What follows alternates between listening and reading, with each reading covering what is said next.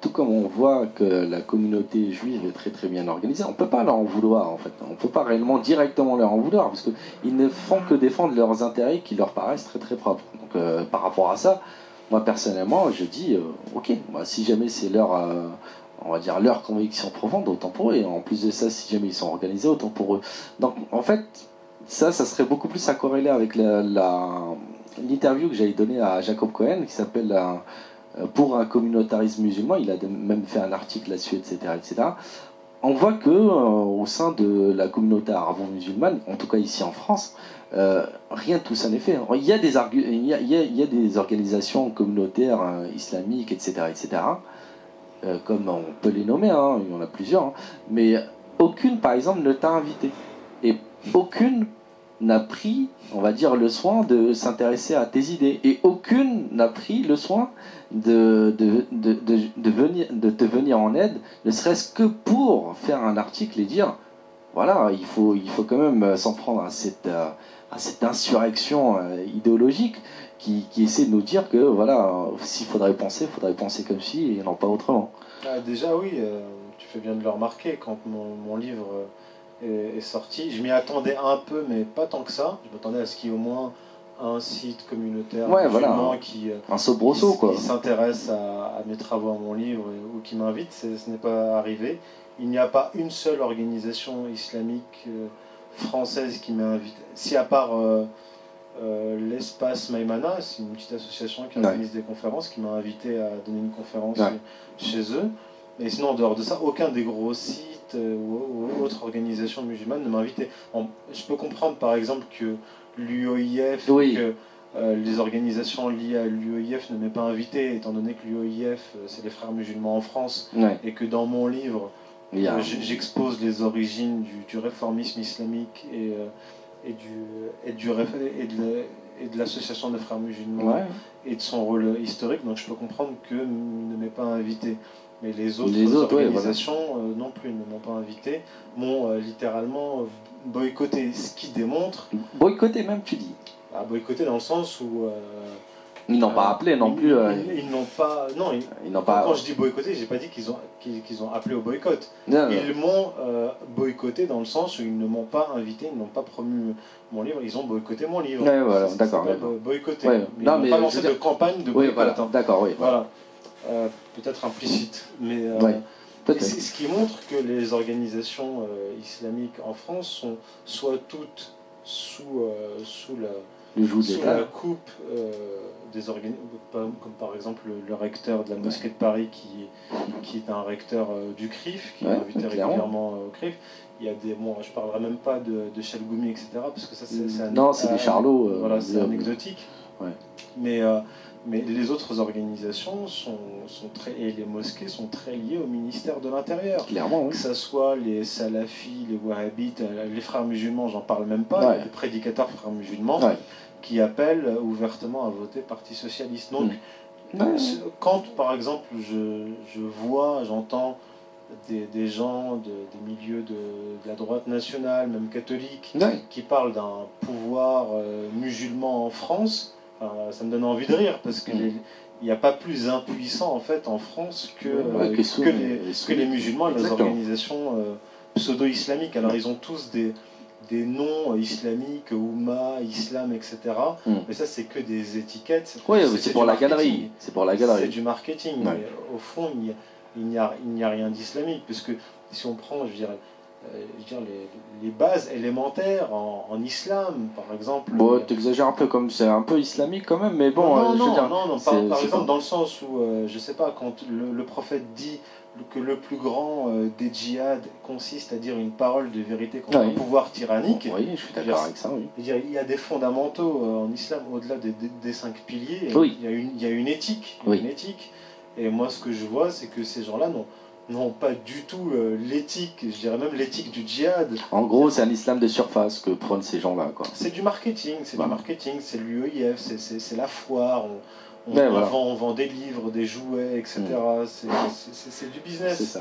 Mais dès qu'il s'agit, comme je le fais, de pointer du doigt le véritable ennemi, l'origine du sionisme, parce que je ne fais pas qu'exposer les origines du sionisme, j'expose les origines de la stratégie du choc des civilisations, qui est l'enfant du sionisme et l'outil du sionisme. C'est-à-dire que dans mon livre, je décrypte aussi la grande stratégie messianique. Ouais.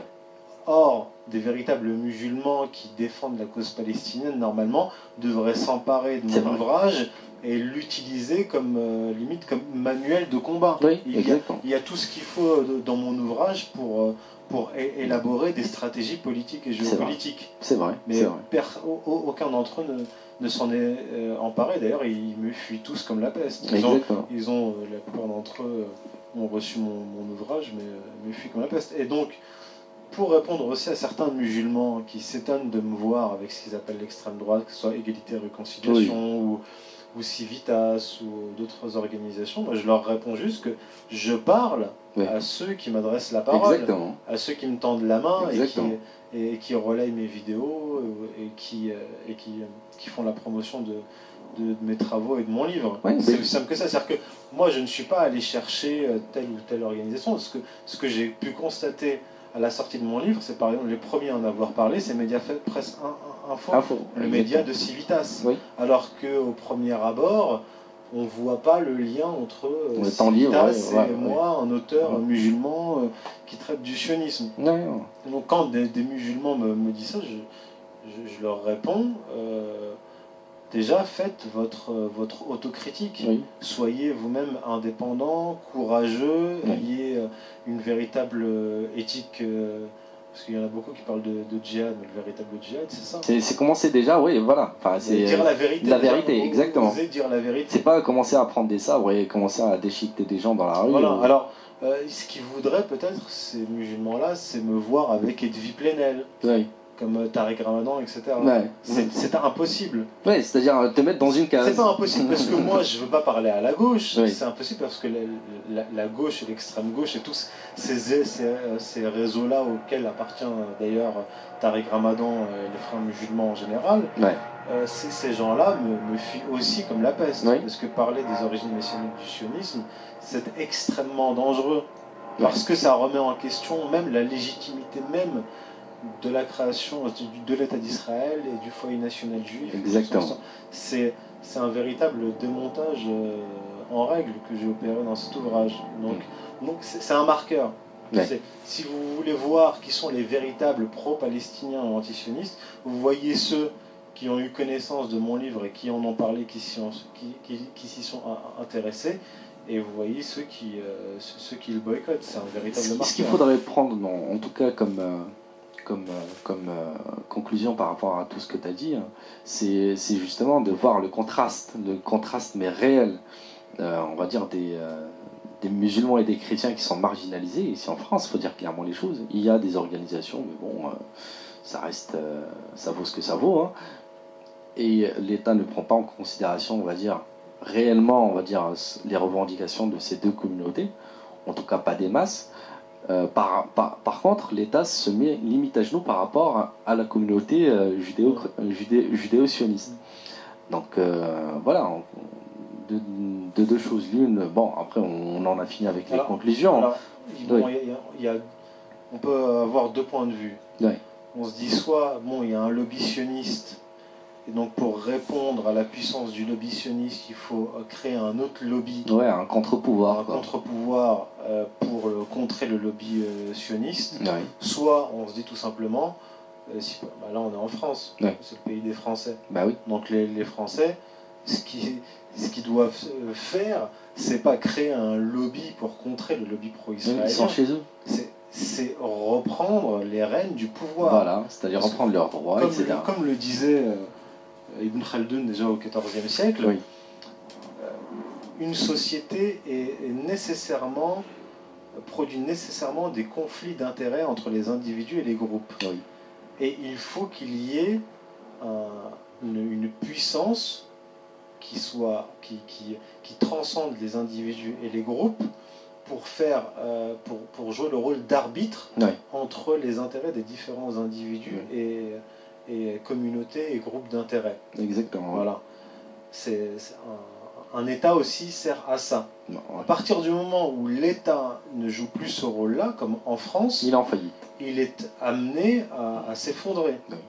Parce que ça ne peut pas continuer comme ça pendant des décennies. C'est-à-dire que tout le monde aujourd'hui se rend compte, même parfois inconsciemment pour les plus sceptiques, qu'il y a un pouvoir, un État dans l'État qui pilote l'État, qui n'est plus en fait, qui est censé être un État légitime, mais qui n'est plus légitime, pour faire asseoir ses propres intérêts. Oui, voilà. Là, on est dans une situation extrêmement grave. Donc moi, je pense pas qu'il faille créer un lobby musulman pour contrer le lobby sioniste, parce que faut se mettre du point de vue du Français qui se dit attends, il y a un lobby pro-israélien qui contre nos propres intérêts assoit ses revendications, pousse l'État à lutter en faveur de ses propres intérêts, et on va avoir demain un lobby pro-musulman qui va contrer le lobby pro-israélien pour une question qui relève de la géopolitique proche-orientale. Ouais. Je pense que c'est pas sérieux et je pense que c'est extrêmement dangereux de jouer à ce jeu-là. Donc, qu'est-ce qu'on fait dans ce cas-là ? Ce que les musulmans et les non-musulmans... En fait, ce que les musulmans devraient faire en France, c'est aider les Français, notamment les Français qui soient chrétiens ou chrétiens culturels, à reprendre les rênes du pouvoir dans leur pays. Parce que le meilleur moyen d'éviter... pour les musulmans d'être perçus comme une cinquième colonne, c'est justement d'aider les Français à reprendre le pouvoir dans leur propre pays. Au lieu, parce que les musulmans en fait sont soumis à la fois à l'État français, au ministère de l'Intérieur, et sont soumis au lobby pro-israélien. Soit les deux en même temps, soit l'un ou l'autre. Je veux dire... ils sont pris dans un étau, quoi. Oui, ils sont pris dans un étau. Je vois pas...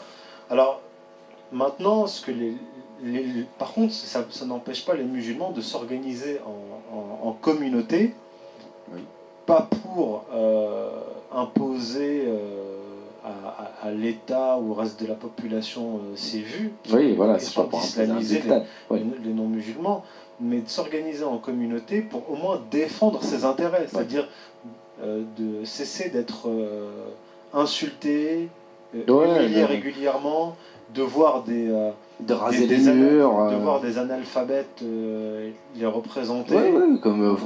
Comme Chalgoumi. Moi, lorsque Chalgoumi parle, j'ai envie de lui dire, mais parle en entendant, ne parle pas en moment. C'est pas la faute à Chalgoumi. Oui, voilà, faut se poser aussi la question qui a mis Chalgoumi. Chalgoumi, c'est un imam du CRIF. Oui, voilà, c'est un imam des juifs. Donc c'est pas un imam des musulmans. Les choses sont claires. Les choses sont claires. C'est pas les musulmans en France qui ont le pouvoir. D'accord. Et même les frères musulmans qui sont très organisés en France et qui sont très puissants ne peuvent pas faire ce qu'ils font sans l'autorisation du ministère de l'Intérieur et des politiques français en général. D'ailleurs, je crois que il s'appelle Jean-Louis Guisambert, qui a écrit un livre 56 sur le sujet, où il montre la connivence entre les frères musulmans et les politiques français. Là, ça nous ferait rentrer dans un autre sujet qui mêle géopolitique, pétrodollar, corruption, franc-maçonnerie et autres. Là, c'est un autre monde. Ça mériterait une autre vidéo. Voilà, ça mériterait une autre interview. Donc voilà ce que j'ai à dire sur les différents lobbies. Enfin, oui, les différents lobbies, mais il n'y a pas de lobby musulman qui existe en France. Voilà. Donc, bon, on a ta réponse par rapport à... Et je ne suis pas favorable à la création d'un lobby musulman.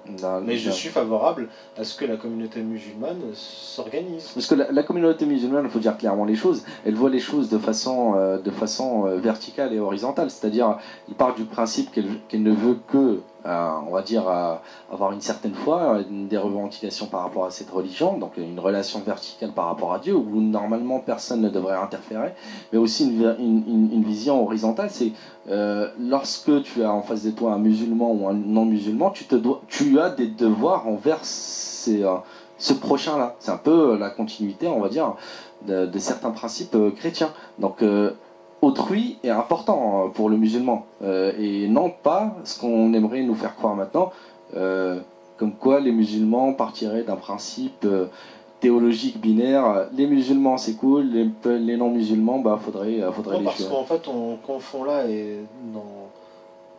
souvent ça arrive, on confond en fait islam et judaïsme. Oui. Mais vraiment, oui. C'est-à-dire que et même beaucoup de musulmans confondent l'islam et le judaïsme. C'est vrai, sur un certain nombre d'idées, de concepts, même de positions théologiques. Oui.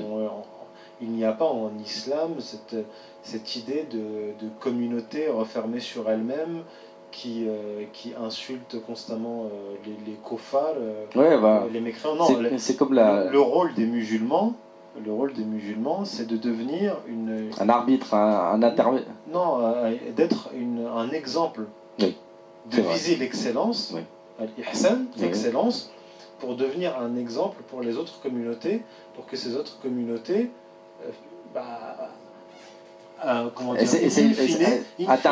in fine, pas les communautés, mais les individus, in fine, soient attirés par l'islam, même s'ils ne se convertissent pas, au moins qu'ils respectent cette religion. Exactement. Or, lorsqu'on voit le comportement des musulmans en général, soit ils sont soumis, ils ne sont pas maîtres d'eux-mêmes et de leur propre destin, donc ils ne peuvent pas être un exemple, soit ils rentrent dans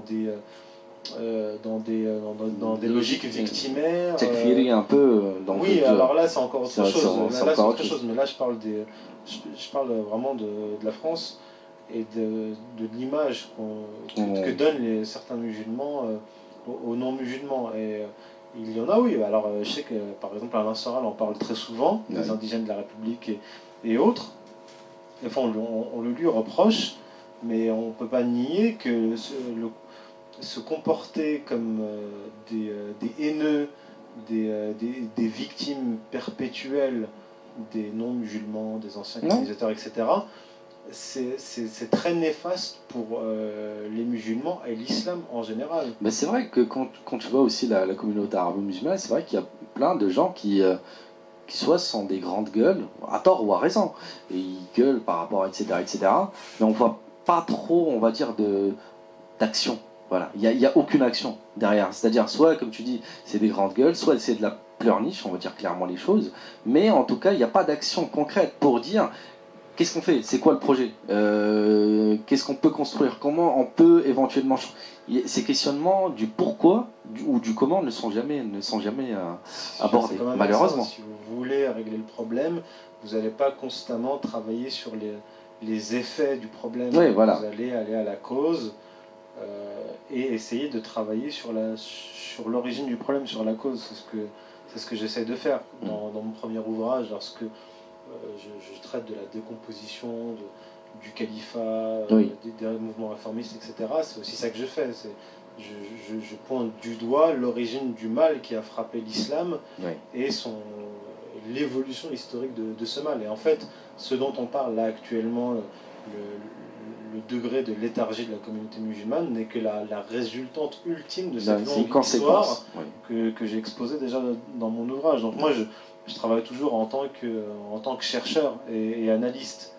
Je ne suis pas un prédicateur, je ne donne pas de leçons de morale, je n'ai pas de leçons de morale à donner, mais par contre, je fais le constat. Les faits sont têtus, quoi. Voilà, je fais le constat, je remonte aux origines, je remonte aux causes, après chacun en fait ce qu'il veut. On est bien d'accord. Je pense que c'est aussi une bonne conclusion. En tout cas, moi j'étais en train de dire, on va me traiter, moi, encore une fois, d'antisémite notoire, c'est pas le cas. Je suis en train de dire de finir le livre de Roger Garoudi, les mythes. Les mythes fondateurs de la politique israélienne. Et il disait à un certain moment, il y avait un petit passage qui était assez intéressant, où il parle de son ami Bernard Lecache, qui est fondateur de la LICA, donc devenu la LICRA, où il disait notre livre n'a d'autre objet que de dénoncer ce camouflage idéologique d'une politique pour empêcher qu'on la confonde avec la grande tradition des prophètes d'Israël. Avec mon ami Bernard Lecache, fondateur de la LICA, devenu la LICRA, déporté dans le même camp de concentration que moi, nous apprenions en des cours du soir à nos compagnons la grandeur, l'universalisme et la puissance libératrice de ces prophètes juifs. Donc on voit, enfin moi quand j'ai lu ça, je me suis dit waouh, c'est quand même pas rien quoi. Parce que un fondateur de la LICRA qui prend en considération la judéité, le judaïsme dans son sens universaliste le plus noble du terme, je veux dire, c'est juste louable quoi. Et il fait bien une distinction entre les prophètes. Oui. Le prophète et le judaïsme. On est bien d'accord. Il n'a pas parlé du judaïsme. Oui, il a parlé du prophète, des prophètes. Oui. Mais en tout cas, c'est quelque chose qui est calqué aussi dans le judaïsme, dans, on va dire, certains juifs pourraient prendre exemple. Et si jamais le fondateur de la LICRA, on va dire, pensait ça, en tout cas, enfin, c'est même pas qu'il pensait ça, il enseignait ça d'après Roger Garaudy, feu Roger Garaudy. On peut se poser la question de où peuvent aller, on va dire, ces officines communautaires et tribales. On peut se poser la question vers où elles vont. Parce qu'au début, on peut dire que c'est quelque chose de louable, alors que là, à la fin, ça devient n'importe quoi. On commence à mitrailler, voire de l'antisémitisme partout, quoi. Donc voilà, c'était aussi un petit message aussi à la LICRA pour leur dire, ouais, voilà, enfin, historiquement, comment vous étiez, ce que vous êtes devenu maintenant. Je veux dire, c'est un peu normal que les gens se posent des questions de plus en plus. Donc voilà, c'était une petite parenthèse. Je pensais que c'était pertinent de le dire durant cette vidéo. Donc voilà, par rapport à ça, je ne sais pas si tu as quelque chose d'autre à rajouter, si tu as un message à faire passer, enfin je ne sais pas. Je peux faire part juste d'une intuition. Mon intuition, c'est que en France particulièrement, le lobby pro-israélien, les différents groupuscules qui défendent des intérêts qui vont contre les intérêts de la majorité, oui. Contre les intérêts de la majorité, exactement. Je pense qu'ils arrivent à leur crépuscule. Je pense qu'on est bien plus proche de leur fin, de la fin de leur règne en France, que dans les débuts ou la fin. Alors, c'est vrai qu'il y en a qui peuvent avoir l'impression que leur toute-puissance en France ne va faire que s'aggraver et que demain la France va se transformer, si ce n'est pas déjà le cas, en une sorte de dictature israélienne qui imposera ses vues et peut-être même la loi thoraïque. Je pense que non, la France arrive à la fin d'un cycle et je pense que l'effondrement qui peut arriver dans quelques années, l'effondrement même du régime français, régime français, entraînera par suite l'effondrement, la disparition au moins partielle de ces lobbies qui se sont implantés en France. Une partie d'entre eux certainement fuira le pays, et une autre partie, les collaborateurs retourneront leur veste et diront qu'ils n'avaient pas d'autre choix que de collaborer. On peut l'imaginer. Comme l'histoire nous le répète. L'histoire est pleine de surprises. Bah oui, l'histoire se répète. Bah, je pense que c'est pour ça que tu as fait ce cursus-là, c'est parce que, je veux dire, l'homme instinctivement refait des choses. Elle ne se répète pas, mais elle bégaye, comme dirait l'autre. Comme dirait, c'est Mark Twain. Ouais, Mark Twain qui disait ça. Il disait History doesn't repeat, but it rhymes. Donc voilà, donc c'est Mark Twain qui disait ça. Je pense qu'on peut terminer là-dessus. Bah écoute, merci encore une fois Youssef d'avoir accepté cette interview. Et puis on te souhaite bon courage. Merci. Et puis au plaisir de te revoir dans une prochaine vidéo. Salut. Merci. Ciao. À bientôt.